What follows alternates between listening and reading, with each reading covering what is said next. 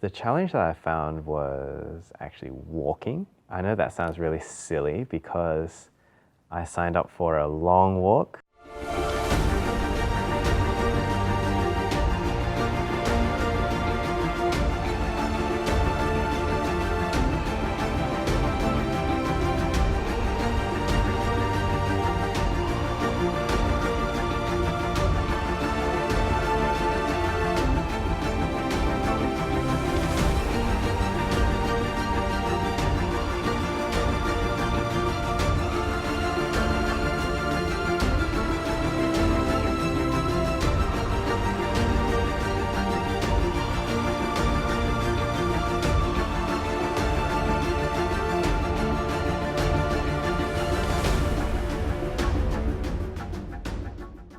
So the Camino is a walk that people do. They do it for various reasons. There are actually many routes that you can take, and they all lead to one Spanish town in the west of Spain called Santiago de Compostela.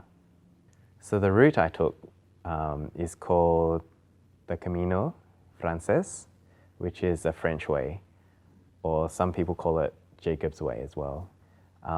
This is the most popular route. Tradition says that this is not actually the route that St. James took, but it is the most popular route. When I did my research last year in 2018, more than over 100,000 people did this route from the starting point that I started, which is Saint-Jean-Pied-de-Port. So this route, the Francés, you start in a small town called Saint-Jean-Pied-de-Port, which is in the west of France, and then you kind of walk through the Pyrenees and you go through kind of the middle of Spain, and you end up in Santiago, which all Camino routes end up in. So the way I heard about it was I was actually trying to decide where I wanted to go for a holiday, and I actually couldn't decide where to go. And for some reason, like, there were a lot of people around me who were talking about the Camino. There were some people who were doing it, there were some people who were finishing it, and that's kind of how I found out about it. And after hearing about it, I decided to just do some research about it, and I just ended up wanting to go. I didn't actually have any expectations. What happened was I tried to research as little as possible. The reason is because I kind of wanted to make it my own kind of walk. The only thing that I found out about the Camino was that everyone who did the Camino actually really, really enjoyed it. So that would probably be my only expectation that I had before going on this walk.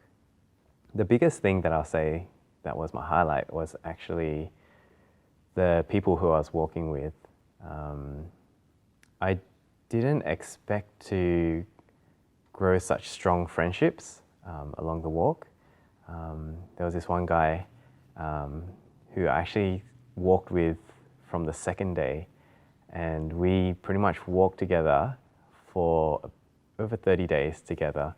And this was not planned. Like, we didn't know each other, we didn't plan on walking with each other, and we both were very free to kind of leave when we wanted to, but we just enjoyed each other's company. We had great chats and stuff like that. His name is Blush. He's from Slovenia, and we met each other at a place called Roncesvalles, and we became, like, I would say best friends, actually. Like, he's a really, really good guy. He really inspired me to sort of take my faith to the next level. We quickly found out that we were both Catholic. He actually started from Lourdes instead of Saint-Jean-Pied-de-Port. That's how I kind of like knew he was Catholic, because you don't just start from Lourdes. From that point, he would encourage me to pray with him. I had actually a whole list of prayer intentions of friends, actually. And actually, like, every day we'll pray together. We'll pray a decade of the rosary for each intention that we had for each person.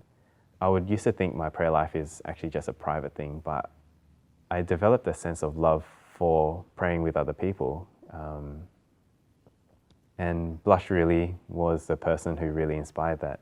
So yeah, that would be my highlight. The second highlight would be kind of walking into Santiago itself, it kind of felt like a sense of accomplishment, because what happens is the Camino really, really wears you down. Just, I don't know if you know, but people around the world, they always put up barriers to try to protect themselves from like things that could hurt them, for example. But the Camino just like strips away all those walls. So pretty much all your guard is down. And when you walk into Santiago, you feel this sense of accomplishment. And just, for me anyway, it was a lot of peace, which, was a highlight for me too.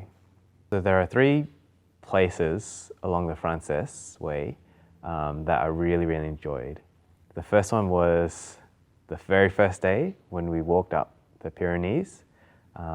This was very, very difficult. I must admit, I didn't actually train too much for the Camino.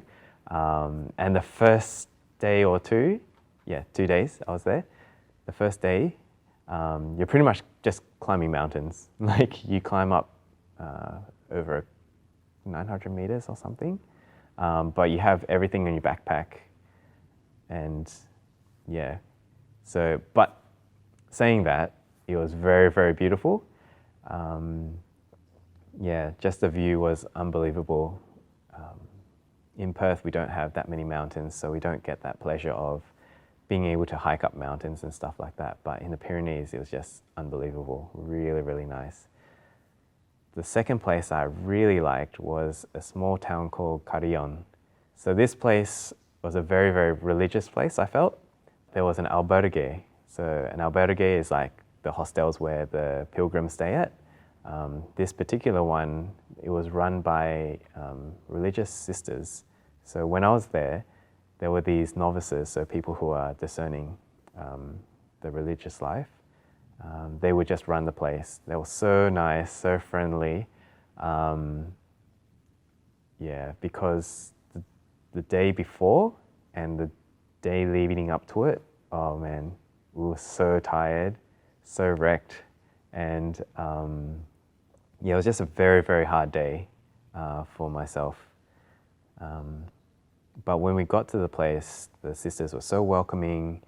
They really made everyone feel welcome, happy, and everyone was just having fun. We sang songs, and actually one of the songs were really, really cool. And a friend told me, oh, this is a song that brings back memories from my childhood, which was really cool too. So, and the last place obviously is Santiago itself. That kind of has no words, like when I walked in, I was speechless. I was just like in awe. The challenge that I found was actually walking. I know that sounds really silly because I signed up for a long walk and I really didn't like walking before. Now I'm okay. I'm okay with walking now, but before I did the Camino, I absolutely hated walking, which is a really, really weird thing to think about as well. So that was a struggle for sure, especially like the first day being like you're climbing a mountain, these mountain ranges in the French Pyrenees. And also the distance as well, like you're not walking 5 kilometers, you're not even walking 10 kilometers. I think I was averaging about 25 kilometers each day, which would be about 5 hours of walking. That was one of the challenges. Another challenge would be there's a section of the Camino called the Meseta, and the Meseta being like very, very flat, very, very barren as well. And before reaching the Meseta, you'll hear from a lot of people about, like, are you guys going to walk the Meseta? We heard people like get hallucinations and stuff on the Meseta, and it kind of worried me a bit. But also, I would say it's not just the emptiness. It's not just the emptiness that really gets to you. It's actually the timing that you reach the Meseta, which is key, because what happened, like I said before, the Camino strips away a lot of your defenses, a lot of the walls, a lot of the barriers that you put up in your life. So by the time you get to the Meseta, you're pretty much naked, right? And you kind of go really deep in your thoughts, and all these things that were built up inside you that you've been holding back in your life just suddenly comes out. But yeah, definitely the meseta, and kind of like, yeah, digging deep into your thoughts as well. That's kind of like confronting for sure. When I was walking the Camino, you meet a lot of people, right? And one common question was, why are you walking the Camino? When I did chat to a lot of people along the way, I would ask them the reason why. Why are you doing the Camino? And a lot of them would say, I don't find purpose in their life. And they'll continue telling me their story about, them sort of looking for worldly things. And they were all, they had everything that the world offered. But one thing that kind of struck me when they were talking to me was actually, Saint Augustine, his famous quote, "Our hearts are restless until they rest in thee," and that really struck a chord with me, because all these people were trying to search for happiness, search for purpose in their life in worldly things, but they just couldn't obtain that happiness. And also Emeritus Pope Benedict XVI, he also says, the world offers you comfort, but you're not made for comfort, you are made for greatness. That's something about the faith that really, really struck me when I was on this walk. For anyone considering going on the Camino, it would be a definite yes. There would be no reason why I would say you should not go on the Camino. On the Camino, we were talking a lot, right? And we just, for some reason, this topic came up as well, who should do the Camino? We all came to the same conclusion that everyone should do the Camino, but at the right time. I think if you're considering going on the Camino, it is the right time. So I think you should book it and just go. I wouldn't say that I would have hoped for anything else, but it definitely was a really, really good experience that, I couldn't have asked for anything better, to be honest. So, yeah.